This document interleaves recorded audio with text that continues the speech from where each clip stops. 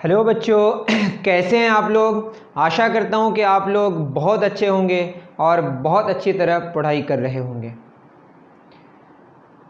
हम लोगों ने जियोमेट्रिकल ऑप्टिक्स में, दैट इज़ रे ऑप्टिक्स में रिफ्लेक्शन पढ़ लिया है। और हुआ क्या है कि क्लास 10 के बच्चे भी इसके साथ पढ़ रहे हैं, तो मुझे क्लास 10 के बच्चों का ज़्यादा थोड़ा ख्याल रखने की ज़रूरत है।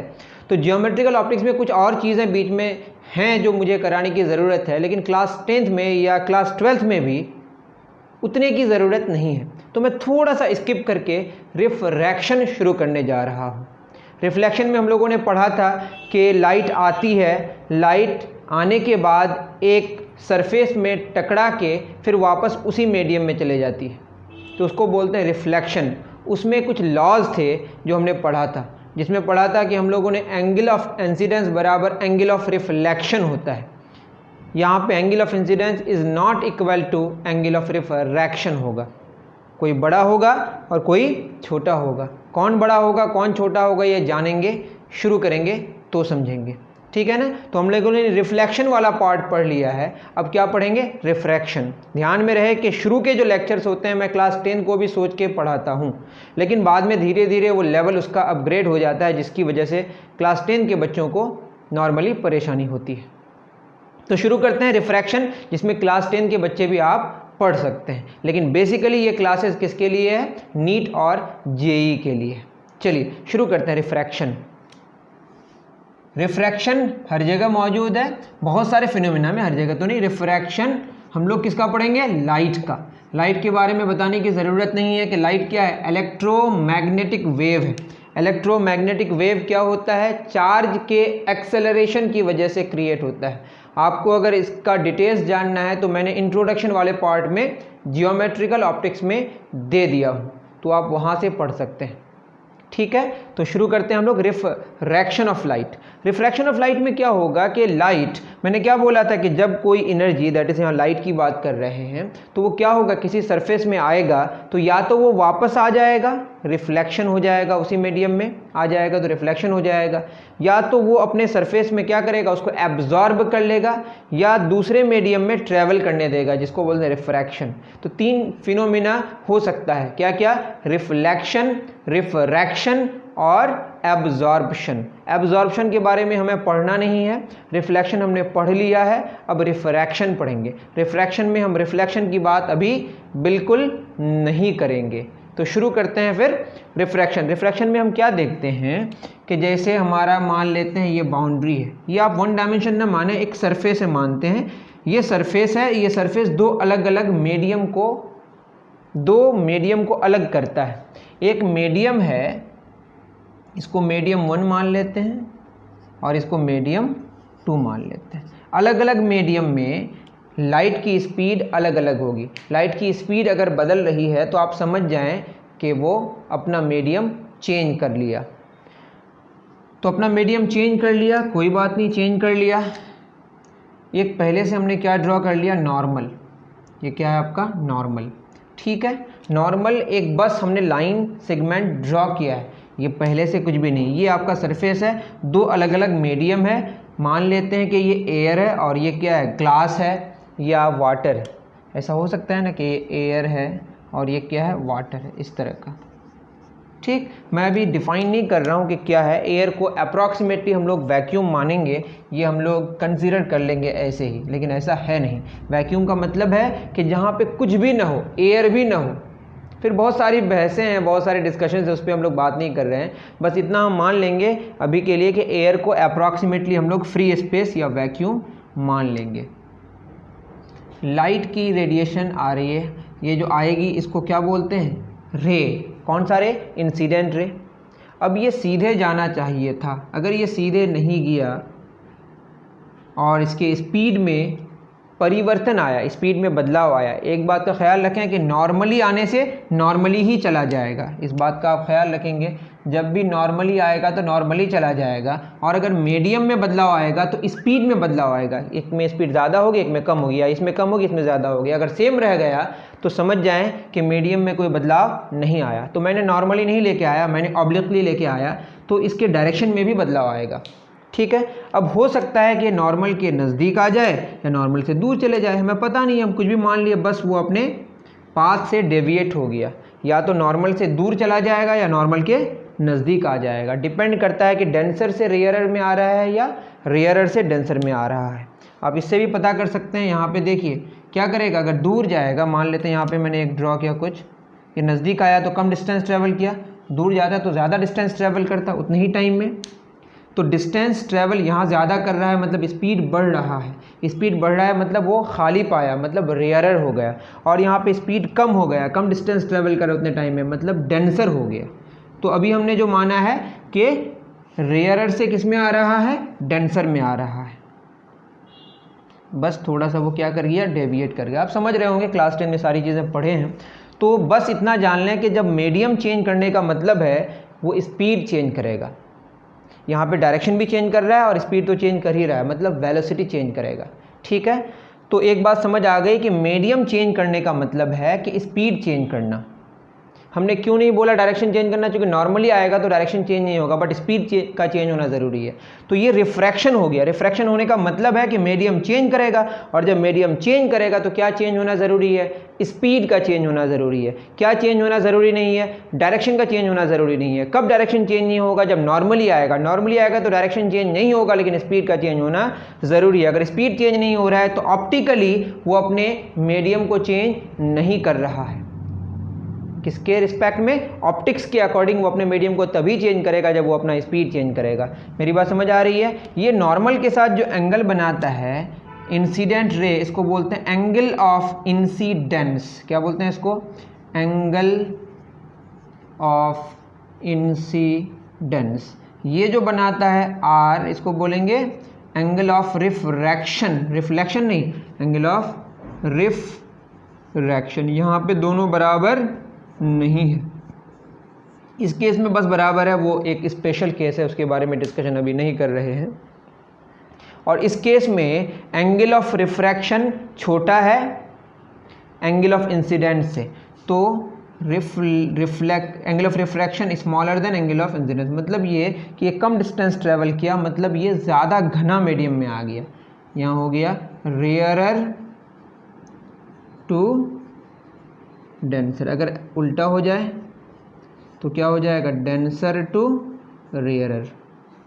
ठीक है, ये सब बातें हम लोग धीरे धीरे जानेंगे। अब क्या होगा, मीडियम है तो मीडियम है तो है, इस मीडियम में लाइट की स्पीड मानते हैं v1 है। इस मीडियम में लाइट की जो फ्रीक्वेंसी है वो क्या है, f1 है। इसका वेवलेंथ है λ1 है। आप देखे होंगे, सिंपल सी बात है, इसमें ज़्यादा डिस्कशन अभी नहीं करेंगे। वेव इस तरह का कुछ होगा और यहाँ से यहाँ तक जो डिस्टेंस ट्रैवल करेगा उसको वेवलेंथ कहेंगे, यहाँ से यहाँ तक जो टाइम लगेगा उसको टाइम पीरियड कहेंगे। तो इसकी स्पीड का क्या फार्मूला होगा, वेवलेंथ बटे टाइम पीरियड, और 1 बटे टाइम पीरियड क्या होता है, फ्रीक्वेंसी इंटू 1 बटे टी। टी टाइम में एक ऑसिलेशन, तो 1 में कितना, 1 बटे टी, इसी को फ्रीक्वेंसी कहते हैं। 1 सेकंड में कितना, एक टी सेकंड में एक ऑसिलेशन, तो 1 में कितना, 1 बटे टी, कई बार बता चुके हैं। तो ये क्या होगा, लैम्डा इंटू फ्रीक्वेंसी। तो आपको याद रखना है स्पीड का फॉर्मूला वेवलेंथ इंटू फ्रीक्वेंसी। और इस मीडियम में लाइट की स्पीड v1 है, फ्रीक्वेंसी f1 है और वेवलेंथ λ1 है। आपको अगर इंट्रोडक्शन अगर आप देखेंगे जियोमेट्रिकल ऑप्टिक्स का मेरा, तो आपको सारी बातें समझ आ जाएंगी। इस मीडियम में कितना है, मान लेते हैं v2, f2 और λ2।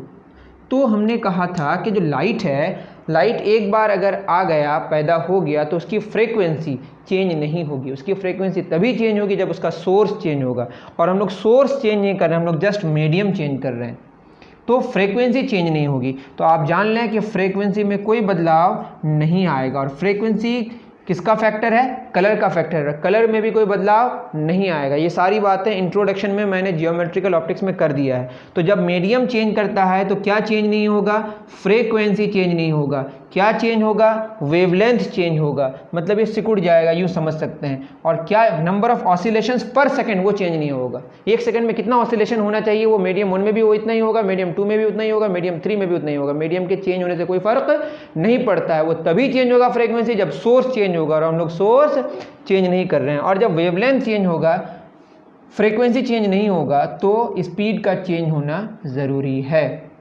तो क्या चेंज नहीं होगा जब मीडियम चेंज होगा? तो फ्रीक्वेंसी चेंज नहीं होगा। और कब फ्रीक्वेंसी चेंज होगा? जब सोर्स चेंज होगा। तो यहाँ पे सोर्स चेंज नहीं कर रहे, तो क्या चेंज कर रहे हैं हम लोग? मीडियम चेंज कर रहे हैं। और मीडियम चेंज करेंगे तो क्या चेंज होगा? वेवलेंथ चेंज होगा। और जब वेवलेंथ चेंज होगा और फ्रीक्वेंसी चेंज नहीं होगा तो ज़रूरी है किसको चेंज होना पड़ेगा?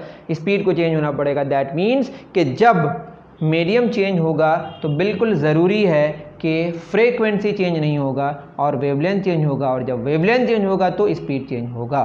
तो ये बात आप नोट डाउन कर लें। अब हम लोग ये मानेंगे, इसको आप उतार लें, फिर आगे बढ़ते हैं।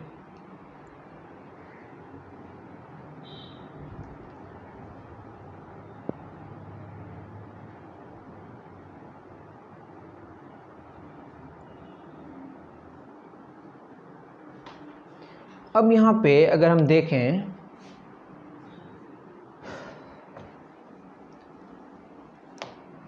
F1 बराबर F2 है। अब F1 के हिसाब से F क्या हो जाएगा यहाँ पे बताइए? V by lambda. तो क्या हो जाएगा? F1 बराबर V1 बटे लेमडा 1 बराबर क्या होगा? V2 बटे लेमडा 2। या लिख सकते हैं V1 बटे V2 बराबर लेमडा 1 बटे लेमडा 2। ये रिलेशन आप नोट डाउन करें। तो जो आपके जो स्पीड्स का जो रेशियो है वही किसका होगा? वेवलेंथ के रेशियो के बराबर होगा और डायरेक्टली प्रोपोर्शनल है। क्यों ना हो? जब फ्रीक्वेंसी कांस्टेंट हो गया, वेवलेंथ बढ़ेगा तो स्पीड को भी बढ़ना पड़ेगा, वेवलेंथ घटेगा तो स्पीड को भी घटना पड़ेगा। मेरी बात समझ आ रही है? तो speed is directly proportional to wavelength. करें नोट डाउन। और फ्रीक्वेंसी में कोई बदलाव नहीं आएगा।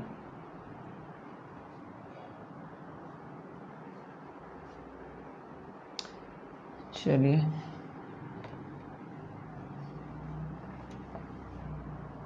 अब क्या होगा कि मानते हैं कि हम जो भी लाइट आ रही है, अगर ऐसा माने कि वैक्यूम से आ रही है। किससे आ रही है? वैक्यूम से। ये अभी हम मानते हैं स्पेशल केस कि यहाँ पे वैक्यूम है या फ्री स्पेस है, या इसी को एयर मानते हैं अप्रॉक्सीमेटली। याद रहे कि air is not free space और वैक्यूम, लेकिन मानते हैं। और यहाँ पे ये मीडियम 1 है आपका, मीडियम 2 में कोई मीडियम है, इस मीडियम को हमने M मान लिया, M मीडियम है, ठीक है। मीडियम 1 में कौन है? वैक्यूम है, फ्री स्पेस है और एयर है। मीडियम 2 कुछ है, ग्लास है, एयर है, मैंने M मान लिया, बस, ठीक है। तो अब क्या होगा? यहाँ पे स्पीड जो होता है इसको बोलते हैं speed of light c, 3 × 10⁸ metre पर सेकेंड। आपको पता होना चाहिए 29979, मैं भी भूल गया कोई बात नहीं। स्पीड ऑफ लाइट का सिंबल क्या? c। इससे ज़्यादा स्पीड पॉसिबल नेचर में किसी की भी नहीं है। ये स्पीड ऑफ लाइट है और यहाँ पे स्पीड कितनी है? मान लेते हैं v है, इस मीडियम में स्पीड v है। तो क्या होगा कि इसमें स्पीड में कमी आएगी, क्योंकि सबसे ज़्यादा स्पीड कहाँ पे होती है? फ्री स्पेस पे। यहाँ से लाइट अगर आएगी ट्रैवल करके इस तरह से, ठीक है ना। अब ये क्या होगा? सीधे जाना चाहिए। ये हमेशा क्या होगा? इसकी स्पीड में कमी आएगी। कमी आने का मतलब वो क्या होगा? नॉर्मल की तरफ आ जाएगा, क्योंकि वो कम डिस्टेंस ट्रैवल करेगा। तो यहाँ पे एंगल ऑफ, जब भी लाइट वैक्यूम से किसी मीडियम में आएगी तो एंगल ऑफ इंसिडेंस क्या हो जाएगा? बड़ा होगा एंगल ऑफ रिफ्रैक्शन से। जब भी लाइट फ्री स्पेस या वैक्यूम से किसी दूसरे मीडियम में आएगी तो एंगल ऑफ इंसिडेंस बड़ा होगा एंगल ऑफ रिफ्रैक्शन से। इसका ख्याल रखें, मैं नॉर्मल वाली बात नहीं कर रहा हूँ, उसमें तो सेम हो जाएगा, ठीक है। तो अब कितना कम होगा उसकी स्पीड? क्योंकि स्पीड में कमी आएगी तो उसके लिए एक इंडेक्स लेंगे। क्योंकि होता क्या है, मीडियम चेंज होने से फ्रीक्वेंसी चेंज नहीं होता है, क्योंकि फ्रीक्वेंसी चेंज होने के लिए सोर्स चेंज करना पड़ेगा, और हमने सोर्स चेंज नहीं किया है, जस्ट हमने मीडियम चेंज किया। और मीडियम चेंज किया है तो क्या चेंज होगा? वेवलेंथ चेंज होगा, और जब वेवलेंथ चेंज होगा तो स्पीड चेंज होगा। तो स्पीड चेंज होगा, ठीक है ना। स्पीड में कितना बदलाव आएगा? क्योंकि ये रिफ्रैक्शन की वजह से वेवलेंथ में बदलाव आ रहा है, और वेवलेंथ में बदलाव होने की वजह से स्पीड में बदलाव आ रहा है। तो स्पीड में कितना बदलाव आएगा उसके लिए हम इंडेक्स लेके आएंगे, इसको बोलेंगे index of refraction, refractive index. क्या बोलेंगे इसको? Refractive index. अलग अलग किताब में अलग अलग सिंबल है, मैंने एन लिखा, कहीं ईटा होता है इस तरह का, ठीक है। तो अब इसका ख्याल रखें कि इसका कोई म्यू भी होता है ऐसा, ठीक है ना। तो हमने एन इस्तेमाल किया है। क्या इस्तेमाल किया है? एन। तो रिफ्रैक्टिव इंडेक्स अभी कौन सा वाला ले रहे हैं? जो जहाँ पे कहाँ से लाइट आ रही है? वैक्यूम से। किससे आ रही है? वैक्यूम से। तो यहाँ पे हम लोग ऊपर लेंगे speed of light in vacuum. क्या है लिखा हुआ है यहाँ पे? Speed of light in vacuum divided by speed of light in other medium. इसी को बोलेंगे रिफ्रैक्टिव इंडेक्स। क्या बोलेंगे इसको? वैसे इसको बोलते हैं एब्सोल्यूट रिफ्रैक्टिव इंडेक्स। कब? जब किसके रिस्पेक्ट में बात होती है? वैक्यूम के रिस्पेक्ट में। Refractive index of medium with respect to vacuum, और ऊपर का वैल्यू हमेशा क्या होगा? ज़्यादा होगा। ऊपर का वैल्यू हमेशा क्या होगा? ज़्यादा होगा। तो ये कौन सा रिफ्रैक्टिव इंडेक्स है बताइए? एब्सोल्यूट रिफ्रैक्टिव इंडेक्स का मतलब ही है कि रिफ्रैक्टिव इंडेक्स ऑफ मीडियम, क्या बोलेंगे बताइए? Refractive index of some medium with respect to vacuum. Absolute refractive index का मतलब क्या हो गया? Refractive index of some medium with respect to vacuum. और जब ऐसा करेंगे तो ऊपर क्या होगा? वैक्यूम में लाइट की स्पीड होगी, नीचे किसी दूसरे मीडियम में लाइट की स्पीड होगी, तो ऊपर ज़्यादा होगा, नीचे कम। मतलब क्या कि सी वी से क्या होगा? बड़ा होगा। मतलब सी और वी का रेशियो बड़ा होगा 1 से, मतलब एब्सोल्यूट रिफ्रैक्टिव इंडेक्स हमेशा 1 से बड़ा होगा। बात समझ आ रही है? लेकिन याद रहे कि किसके रिस्पेक्ट में बात हो रही है? वैक्यूम के रिस्पेक्ट में। तो जहाँ से आ रही है वो वैक्यूम है, लेकिन जहाँ से आ रही है वो रेयर मीडियम है, यहाँ पे रेयरेस्ट मीडियम है। इससे और कोई ऐसा कोई मीडियम नहीं है इससे, इसके अलावा जिसमें लाइट की स्पीड इससे भी ज़्यादा हो। तो याद रहे कि जब भी रिफ्रैक्टिव इंडेक्स वैक्यूम के रिस्पेक्ट में बात करेंगे तो एन का वैल्यू 1 से बड़ा होगा। और वैक्यूम से वैक्यूम में ही आए तो ऊपर भी सी नीचे भी सी, तो एन का वैल्यू 1 हो जाएगा। तो वैक्यूम का जो रिफ्रैक्टिव इंडेक्स होगा विद रिस्पेक्ट टू वैक्यूम क्या होगा? 1 होगा, क्योंकि मीडियम चेंज नहीं हो रहा है। बात समझ आ रही है? ये बात आपको समझ आनी चाहिए, धीरे धीरे समझ आ जाएगी। अब क्या होगा? C/V। अब पहले इतना नोट डाउन करें, थोड़ा सा ज़्यादा हो रहा है शायद, आप उतार लें, फिर आगे बढ़ते हैं।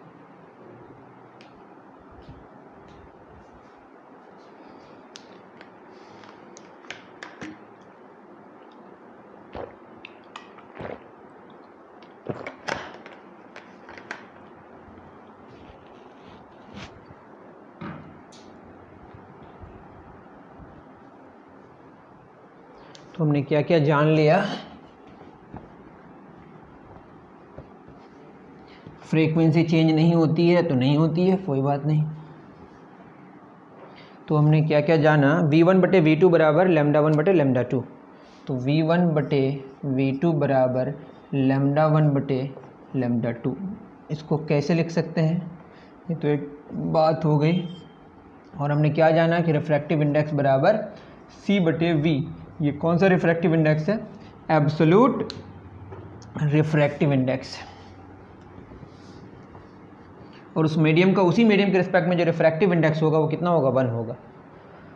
ठीक, देखते हैं अब क्या होगा। V1/V2, V1 को लिख सकते हैं C/N, या V1 यहाँ पे क्या हो जाएगा? अगर मैं लिखूँ इसको C/V2/C/V1, इसको सॉल्व करेंगे तो क्या होगा?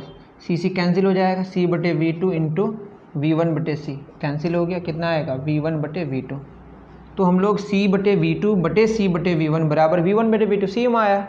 और C/V2 का मतलब क्या हो गया? C/V2 मतलब क्या? रिफ्रैक्टिव इंडेक्स है, और ये रिफ्रैक्टिव इंडेक्स कौन सा मीडियम का? दूसरे मीडियम का।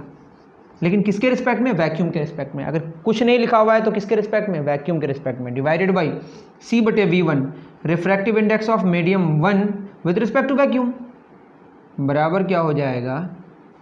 यहाँ पे बेसिकली क्या है ये? Refractive index of some medium with respect to vacuum. V मतलब यहाँ क्या है? वैक्यूम।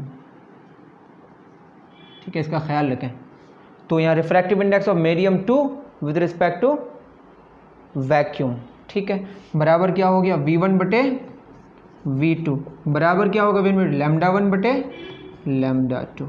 तो ये आपका फॉर्मूला आ गया, बहुत इंपॉर्टेंट है। और N2/N1 या V1/V2 या λ1/λ2, ये सारी बातें आप देखें अगर, तो इसको हम कैसे समझ सकते हैं? चलिए इसको उतार लें, फिर हम लोग बात करेंगे। ठीक है,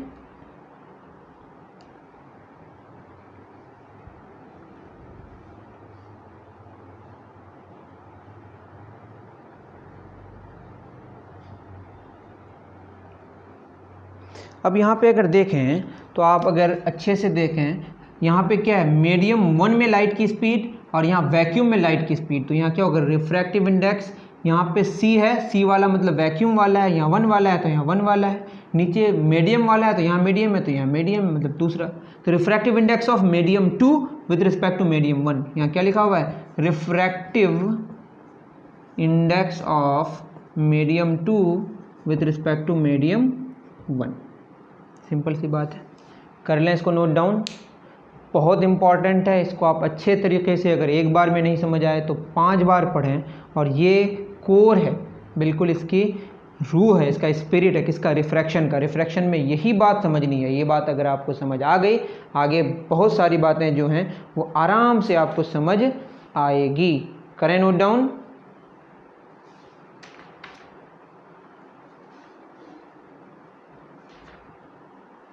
चलिए आगे बढ़ते हैं।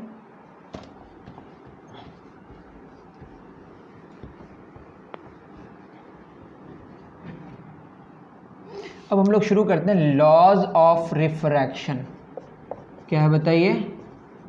Laws of refraction. Laws of refraction जैसे लॉज ऑफ रिफ्लेक्शन था, उसी तरह लॉज ऑफ रिफ्रैक्शन की भी बात करेंगे। यहाँ पे एंगल ऑफ इंसिडेंस बराबर एंगल ऑफ रिफ्लेक्शन, मतलब रिफ्रैक्शन नहीं होने वाला है, यहाँ कुछ और होने वाला है। अब मीडियम में हम लोग सीधे रिफ्रैक्टिव इंडेक्स की बात करेंगे। यहाँ पे रिफ्रैक्टिव इंडेक्स कितना है? 1 है, इसका n1 है और इसका कितना n2 है। जो भी बात हो रही है किसके रिस्पेक्ट में? वैक्यूम के रिस्पेक्ट में बात हो रही है, ठीक है। फिर आपस में इसकी बात करेंगे, अलग बात है, बट n1 का मतलब refractive index of medium 1 with respect to vacuum. और ये हमारा क्या है बताइए? नॉर्मल है, ठीक है। लाइट आएगी, मानते हैं कि रेयर से किधर जा रहा है? डेंसर में, तो सीधे ना जाके क्या होगा? मुड़ जाएगा। दूर भी जा सकता था, लेकिन मानते हैं कि रेयर से किधर आ रहा है? डेंसर में। ये एंगल ऑफ इंसिडेंस होगा I, एंगल ऑफ रिफ्रैक्शन होगा R, ठीक है। ये इंसिडेंट रे, रिफ्रैक्टेड रे, कौन सा रे? ये इंसिडेंट रे। और ये कौन सा रे? रिफ्लेक्टेड या रिफ्रैक्टेड रे, ठीक है। और ये आपका नॉर्मल, सब एक ही प्लेन में होगा। जैसे वहाँ पढ़े थे ना, incident ray, reflected ray, normal all lie at the same plane. Incident ray, refracted ray and normal at a point of incidence all lie in the same plane. वो तो दूसरा लॉ होगा। पहला लॉ आपका स्नेल्स लॉ होगा। ये आपकी बात समझ आ गई, ये सारी बातें समझ आ गई। सबसे पहले हम लोग लॉज ऑफ क्या पढ़ेंगे? First law. फर्स्ट लॉ कौन सा लॉ है? Snell's law. स्नेल के बारे में आप पढ़ लें। स्नेल के बारे में अगर पढ़ेंगे तो शायद ये कहाँ का है, अभी तो मैंने जाना। स्नेल है नीदरलैंड के हैं वो, 13 जून 1580 में पैदा हुए। उसके बारे में आपको पढ़ना है। तो विल्ब्रोड स्नेल, क्या नाम है उनका? विल्ब्रोड स्नेल नाम के कोई हैं, तो आप अच्छे से उनके बारे में जान सकते हैं। फर्स्ट लॉ क्या कहता है? फर्स्ट लॉ कुछ एक्स्ट्रा नहीं कहता। अभी हम लोगों ने पढ़ा ना कि n2/n1 बराबर क्या होगा? v1/v2 बराबर λ1/λ2। ध्यान से देखें तो ये दोनों तो प्रोपोर्शनल है, लेकिन रिफ्रैक्टिव इंडेक्स क्या हो रहा है इसका? Inversely proportional. ये v1/v2 बराबर n2/n1, that is inversely proportional हो रहा है। तो जहाँ पे रिफ्रैक्टिव इंडेक्स ज़्यादा होगी वहाँ पे स्पीड कम होगी, और जहाँ रिफ्रैक्टिव इंडेक्स कम होगी वहाँ पे स्पीड ज़्यादा होगी। इसका ख्याल रखें। लेकिन ये दोनों क्या है? प्रोपोर्शनल है। यही बराबर क्या होता है आपका? इसको अगर आप पहले देखें, इसी को हम लोग इस्तेमाल करेंगे। यहाँ पे क्या देखना है आपको कि यहाँ पे याद ये रखना है कि जो रिफ्रैक्टिव इंडेक्स होगा और जो ये रे है, जो भी रे है, इस रे के साथ नॉर्मल का कितना एंगल बन रहा है? I, तो ये होगा n1 sin I। दूसरे में आते हैं, इसका रिफ्रैक्टिव इंडेक्स कितना इस मीडियम का? n2, इसके साथ नॉर्मल का कितना एंगल बन रहा है? R, n2 sin R। अलग बात है, यहाँ पे हमने इसका नाम रख दिया है angle of refraction, angle of incidence. बस आपको देखना है कि उस मीडियम का रिफ्रैक्टिव इंडेक्स को उससे मल्टीप्लाई किसको करना है? Sine of that angle. कौन सा एंगल? उस रे को नॉर्मल के साथ मिला के देखेंगे कितना एंगल बन रहा है, उसको मल्टीप्लाई करते जाएंगे और ये बराबर हमेशा होते जाएगा। ये आपको कुछ देखना नहीं है, बस ऐसा होगा। प्रैक्टिकली ऐसा देख लिया जा चुका है। क्या करना है फिर बता रहे हैं कि जो आपका मीडियम है, जिस मीडियम में आप हैं, उस मीडियम का refractive index into sine of that angle. कौन सा एंगल? नॉर्मल और उस रे के बीच का जो एंगल बनेगा। तो n1 sin I बराबर n2 sin R बराबर। इस तरह से आगे और भी बढ़ सकता है अगर आपके पास और भी कोई ऐसा सरफेस हो जो उसको दो अलग अलग मीडियम में बांटे। तो n1 sin I बराबर n2 sin R, ये बहुत इंपॉर्टेंट बात हो गई। इसी को सॉल्व करेंगे तो क्या होगा? sin I बटे sin R बराबर क्या होगा? n2/n1, और n2/n1 बराबर v1/v2 बराबर λ1/λ2। तो एक्स्ट्रा क्या आ गया यहाँ पे? साइन आई बटे साइन आर। बट आपको ये फील करना है कि refractive index into sine of the angle, कौन सा एंगल, जो वो रे है और वो नॉर्मल है, दोनों के बीच का एंगल। और ये इस तरह से और भी आपके 3 मीडियम में भी 3 मीडिया भी हो सकते हैं, 4 मीडिया भी हो सकते हैं, इस तरह से और भी सरफेसेस होंगे जिसको और भी मीडियम में इसको बांट सकता है। अभी हम लोग जस्ट कितने मीडियम की बात करें हैं, 2 मीडियम की बात करें, ठीक है। आप लोग कैसे इसको डिफाइन करेंगे कि, और यही क्या होगा, रिफ्रैक्टिव इंडेक्स ऑफ, अभी हमने पढ़ा ना, refractive index of medium 2 with respect to medium 1, तो रिफ्रैक्टिव मीडियम और यही 2 विद रिस्पेक्ट टू 1, ठीक है ना। तो refractive index of medium 2 with respect to 1 is the ratio of sine of angle of incidence and sine of angle of refraction. ये आपको याद रखना है, ये कौन सा लॉ है, स्नेल्स लॉ है, ठीक है। और यही आपका कांस्टेंट होगा, क्या होगा, इस मीडियम का रिफ्रैक्टिव इंडेक्स 2 का refractive index with respect to refractive index of medium 2 with respect to medium 1 will remain constant. क्या रहेगा वो, एक सिचुएशन में क्या रहेगा, कांस्टेंट। सेकंड लॉ क्या होगा, सेकंड लॉ तो आप जानते ही हैं, क्या लिखना है बताइए, incident ray, refracted ray and normal all lie in the same plane, ठीक है ना। Incident ray, refracted ray and normal at a point of incidence लिखने और बेहतर होगा, all lie in the same plane. इसको नोट डाउन कर लें, फिर आगे बढ़ते हैं। कुछ बातें लिख लें, जैसे आप वैक्यूम या एयर की बात करें तो दोनों को हम लोग सेम ही मानेंगे, तो यहाँ पे रिफ्रैक्टिव इंडेक्स का वैल्यू कितना होगा, 1 होगा, ठीक है। ग्लास की बात करें तो ग्लास में भी 2 किस्में हैं, लेकिन हम बस जो ज़्यादा इस्तेमाल होगा वही लिखते हैं 1.5। 1.5 का मतलब ये हो गया, समझ जाइए कि 3/2, 1.5 कितना होगा बताइए, इसको सॉल्व करना है, 15/10, 5 दिया 15, 3/2, मतलब 1.5 गुना ज़्यादा होगा स्पीड, किसमें, वैक्यूम में लाइट की स्पीड, ग्लास में जो लाइट की स्पीड होगी उससे कितनी गुनी ज़्यादा होगी, 1.5 गुनी ज़्यादा होगी, मतलब कम हो जाएगा, किसमें, ग्लास में। वाटर में 4/3 लेते हैं, मतलब 1.3 बार, तो 1.3 गुना लगभग ज़्यादा होगा, किसमें, वैक्यूम में लाइट की स्पीड। कहाँ पे लाइट की स्पीड से, वाटर में लाइट की स्पीड से। और याद रहे यहाँ पे कौन डेंसर होगा कौन रेयरर होगा, उसके डेंसिटी से हम मेज़र नहीं करेंगे, किससे मेज़र करेंगे, लाइट के स्पीड से। लाइट की स्पीड अगर क्या हो जाए, ज़्यादा हो जाए तो रेयरर में चला गया, और स्पीड कम हो गया तो डेंसर में चला गया। हो सकता है डेंसिटी में जो फ़र्क हो वो कुछ और हो, डेंसिटी से कोई मेज़रमेंट यहाँ होने वाला नहीं है, लाइट की स्पीड से मेज़र करेंगे। अगर एक मीडियम से दूसरे मीडियम में गया और उसकी स्पीड कम हो गई तो डेंसर में चली गई, और स्पीड ज़्यादा हो गई तो रेयरर में चली गई, ठीक है, इसका ख्याल रखें आप। तो यहाँ पे डेंसर मीडियम या रेयरर मीडियम को हम डेंसिटी से कोई मतलब नहीं रखेंगे। तो ग्लास में 1.5 का मतलब ग्लास में लाइट की स्पीड जितनी होगी उससे 1.5 टाइम्स ज़्यादा होगी लाइट की स्पीड, कहाँ पे, वैक्यूम में, ठीक। करें नोट डाउन, फिर आगे बढ़ते हैं, 2 क्वेश्चन करेंगे, आज हमारा लेक्चर फिनिश हो जाएगा।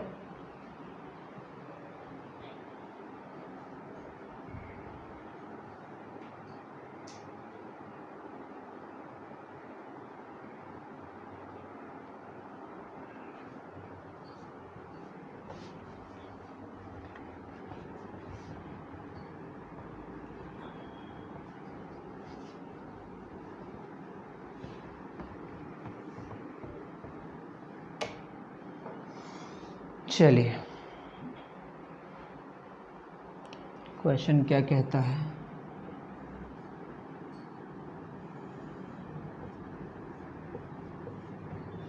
थर्टी डिग्री है, यहाँ पे रिफ्रैक्टिव इंडेक्स का वैल्यू √2 है।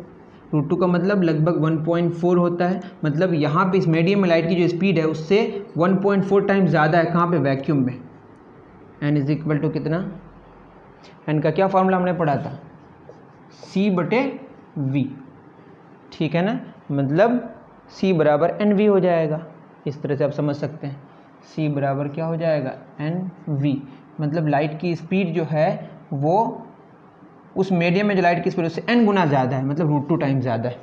और यहाँ पे n का वैल्यू 1, मतलब वैक्यूम में आ रहा है, मतलब ये डेंसर से किधर आ रहा है, रेयरर में आ रहा है। ये तो बात तो समझ आ गई कि ये कहाँ होगी बताइए, ये दूर जाएगी, अभी समझ आ जाएगा आपको खुद ही।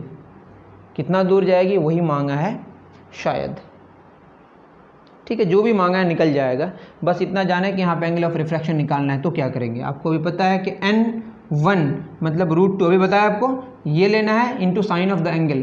तो √2 साइन ऑफ एंगल क्या होगा 30 डिग्री, और इसको मान लेते हैं रिफ्रैक्शन एंगल कितना r आ गया, और यहाँ पे कितना है 1 into sine of the angle कितना है r है, तो यहाँ से साइन r बराबर क्या हो जाएगा √2 साइन 30 का वैल्यू 1/2, तो क्या हो जाएगा √2 बटे √2 इंटू √2 कैंसिल, साइन r कितना हो गया 1/√2, और साइन r 1/√2 कब होगा, जब r का वैल्यू 45 डिग्री होगा। कितना होगा 45 डिग्री, ये 30 डिग्री है तो ये कितना होगा 30 डिग्री, कितना डिग्री आगे बढ़ गया बताइए 15 डिग्री। कैसे, एंटी क्लॉकवाइज। तो याद रहे डेविएशन कितना हुआ 15 डिग्री एंटी क्लॉकवाइज। क्वेश्चन में जो पूछे, क्वेश्चन में अगर पूछता कि एंगल ऑफ रिफ्रैक्शन बताएं 45 डिग्री, क्वेश्चन में पूछता कि डेविएशन कितना हुआ, बोलिएगा आप 15 degree anti clockwise, 15 degree anti clockwise. उतार लें,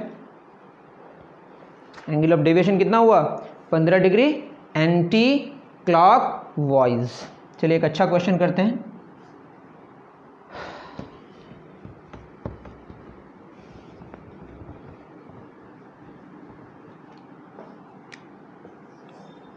चलिए ये मानते हैं कि एक आपका मटेरियल है, किसी से बना हुआ है, और बाहर जो भी है वो क्या वैक्यूम है या एयर मान लेते हैं, वैक्यूम ही मानते हैं, और इस तरह से है कुछ, इसका सेंटर, ये इंसिडेंट रे है, ये एंगल कितना बना रहा है 60 डिग्री। अभी अंदर जाएगा, एक बार क्या होगा रेयरर से डेंसर में जाएगा, फिर डेंसर से रेयरर में जाएगा। तो आपको पूछा गया है कि इसका डेल्टा नेट कितना होगा। ठीक है, अब यहाँ पे क्या हो जाएगा, यहाँ पे फिर हम लोग क्या ड्रॉ करेंगे, नॉर्मल ड्रॉ करेंगे।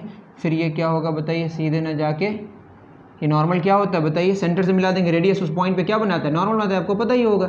फिर क्या होगा, ये सीधे ना जाके क्या होगा नॉर्मल से दूर भागेगा, दूर मतलब ये सीधे ना जाके ऐसे आएगा। ठीक है, तो आपको डेल्टा नेट मांगा है।